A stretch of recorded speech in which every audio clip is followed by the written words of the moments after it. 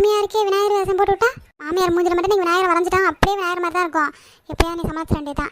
எத்தையே நீ மன்னிச்சிரு, இன்னைக்கு ஒரு நாள் விநாயகர் மட்டும் நினச்சிக்கத்த. இவ்வளோ நேச்சுரா வரைஞ்சிருக்கேன் என்ன நினச்சி எனக்கே பெருமையா இருக்கே. மாமியார் முடிஞ்சவங்களே எல்லாத்தையும் தூக்கிட்டு ஓடிடுவோம். அப்பாடா இன்னைக்கு நிறைய வேலை இருக்கு. என்ன மூஞ்சி ஒரு மாதிரி இருக்கு, இழுத்து பிடிச்ச மாதிரி இருக்கு, என்னன்னு தெரியலையே. சரி முதல்ல போய் ஃப்ரெஷ் ஆகும். ஐயோ நம்ம மூஞ்சில யார் விநாயகர் வரைஞ்சு விட்டது?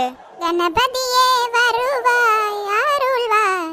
எல்லார் வீட்லயும் கணபதி அன்னைக்கு எல்லாம் சாமி தான் கும்பிடுவாங்க, எல்லாம் பிள்ளையார் வாங்கி வைப்பாங்க. எங்க வீட்டுக்கு பிள்ளையார் வந்திருக்காரு. உங்களுக்கு என்ன வேணும் சொல்லுங்க கணபதி, உங்களுக்கு எல்லாம் நான் செஞ்சு வைக்கிறேன், என்ன ஆசீர்வாதம் பண்ணுங்க. அடியே நான் பிள்ளையார்ல உன் மாமியாரு. பிள்ளையாரே நீங்களே எப்படி போய் சொல்லலாமா? நீங்களே இப்படி எங்க மாமியார் உருவத்துல வந்திருக்கீங்கன்னு எனக்கு தெரியும். ஆனா நீங்க இன்னைக்கு என் மாமியார் இல்ல, நீங்க தான் பிள்ளையார். இன்னைக்கு நான் உங்களை வச்சுதான் பூஜை பண்ண போறேன்.